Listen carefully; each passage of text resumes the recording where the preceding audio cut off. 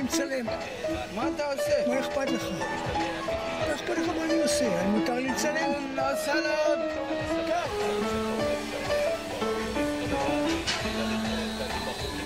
אני בני, צלם של ערוץ הטלוויזיה של חדרה.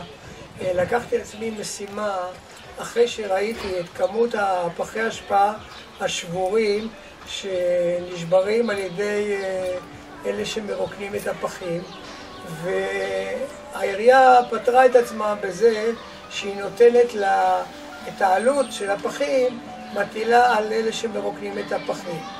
והייתי באוסטרליה וראיתי שם את המתקן שמרוקנים את הפחים, ושם באה משאית, תופסת את הפח, חובקת אותו, מעלה אותו, שופכת אותו, ואין שם אפילו חצי פח שבור.